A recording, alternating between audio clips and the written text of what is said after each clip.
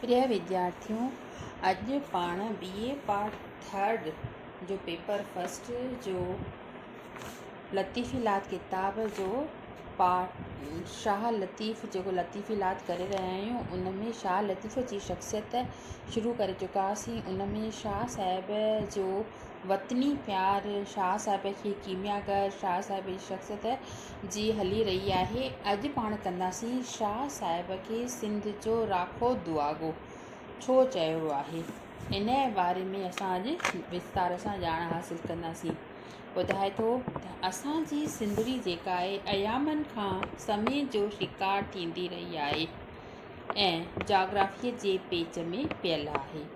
जीअं सिंधु पंहिंजो वहिकिरो फहिराए तीअं संदसि वादी या माथिरी बि पई फिरे। जेसीं सिंध जो गहरो तालुक़ु हिंद सां रहे, तेसीं ख़ुशि रहे ऐं ख़ुशहाल रहे। जा उहो नाड़ो कप ते वरी मुअन जो दड़ो थिए। बराबरि सिंध नालो ॾिनो हिंद खे ऐं सिंध जी संस्कृतीअ संसार खे वहदत मां कसरत थी, कसरत वहदत कुल जो सबक़ु वेदनि जे मंत्र द्वारा सुणायो याने ॿुधायो। पर कॾहिं बि सिंध जी भूमीअ खे घणो वक़्तु सुख न ॾिठो। ॿियनि प्रांतनि ऐं ॿियनि देशनि में यादगार थियनि ज़मीन जे मथां ऐं उच घाट ते, सिंध जा यादगार थियनि ज़मीन तले ऐं दड़नि जे सूरत में। ॿियनि हंधि लभनि अशोक जा थंबा ऐं मुग़लनि जा महल, राजपूतनि जा कोट ऐं जवाहरनि जिंजल मंदर।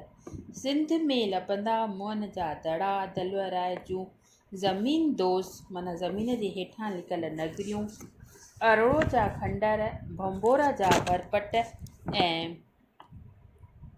भिटू। सिंध जी भूमीअ खे वर मिलियल आहे त ॾिसिजे थो त हिन नासवंत संसार में जगत मिथ्या ऐं एको ब्रह्म द्वितीयो नास्ति जो अमली गवाही पेश करे ऐं भिटकंदड़ मनुष्य जो मन पिरिन जे पार ॾे माना उन परमात्मा जे पार खीचे वठे थो। एको ब्रह्म द्वितीय माना हिकु ब्रह्म ई सत्य आहे, ॿियो सभु जेको आहे उहो नासवंत आहे। सिंध जे पवित्र भूमीअ खे छिकजण ऐं सिंध जे वणनि खां सिकण खां पोइ असां मां केतिरनि खे सिंधूअ जे निर्मल जल जी शीतलता ऐं सिंध जे भरपटनि जे आवाज़ ऐं आलाप जी बूझ पई आहे। सचपच सिंध जे आब ऐं मिटीअ में हिकु ख़ासि तासीर आहे, हिकु असरु आहे। असांजो दरियाशाह न रुॻो जल सागर आहे, पर वॾो महिराण ऐं समुंड बि आहे। संदसि पाणीअ में पवित्र नदियुनि जो मिठास ऐं थधाण आहे त संदसि बेपाया पखिड़ ऐं कूकाट कंदड़ लहरुनि में समुंड जी दहशत आहे। सिंधूअ जे कप ते रही इंसान आद ऐं अंत खे थो यादि करे, अंदर में झाती पाए ऐं साईंअ जी सूंहं ते अशश थो करे। जिन सिंधूअ जी यात्रा कई आहे ऐं झूलेलाल जो नारो खंयो आहे, उन्हनि खे ई सुध आहे त दरियाशाह कहिड़ी सुर्खी थो प्यारे ऐं कहिड़ा रूहानी राज़ थो पलटे। ही उहो दरियाशाह आहे जंहिं अनेक ऐं विचित्र दृश्य ॾिठा आहिनि ऐं जेके आहे हिन में दरिया ते ऋषियुनि वेद मंत्र पिणु उचारिया आहिनि। हिन दरिया तां आर्य ऐं अण आर्य, सथियन ऐं द्रावड़, ईरानी ऐं तुरानी, यूनानी ऐं तातारी, यूरोपी ऐं पश्चिमी, क़िस्मे क़िस्मे क़ौमूं ऐं मज़हब लंघे पार पिया आहिनि। ॿिए कंहिं दरिया एतिरा परिंदा लहंदा चढ़ंदा न ॾिठा, न कि इहो पैग़ाम सुणायो। नील नदीअ बराबरि कंहिं वक़्तु पिरामिड जा सुल्तान ॾिठा त फ़राउन जो जादू आज़मायो, पर नील ऐं हज़ार सालनि खां आत्मिक शक्ति गुम आहे। सिंधु दरिया सदाईं ज़िंदह पीर आहे ऐं निवड़त ऐं न्यास, एकांत ऐं एकता, साईंअ जी सारा ऐं बेअंत जी तलाश जी सिख्या ॾेई रहियो आहे। सिंधीअ जो जल तासुब ऐं तकबुर, ॿियाई ऐं निफ़ाक़ जी आग ते थधो छंडो थो विझे। गीरब ऐं गांव खां पासो थो कराए।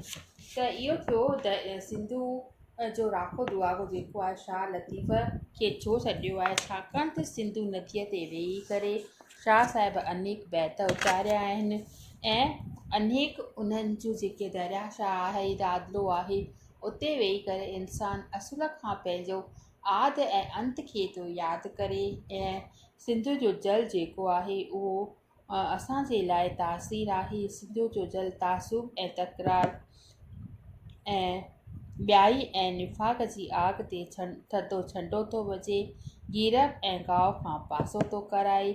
जे सिंध जे जल जो महात्म अहिड़ो उच कोटि जो आहे त सिंध जी मिटी या वारी बि घटि न आहे। सिंध जी मिटी अनेक मर्ज़नि जो इलाजु आहे ऐं मन लाइ मौज आहे। सिंध जे पटनि ऐं भिटुनि ते सदाईं कुशादगी आहे, माना वेकराई आहे, सोड़ सिंध में आहे ई कोन। कुशादगी आहे, ताज़गी आहे, नवाण आहे। सोड़ जो मर्ज़ सिंध में अदम पैदा आहे। सिंध में सदाईं सुकार आहे, माना सस्ताई आहे। जिते सोड़ कान्हे ऐं सुकर आहे, माना सस्ताई आहे, उते शुकुर आहे, सबुर आहे, शांती आहे, धैर्य आहे।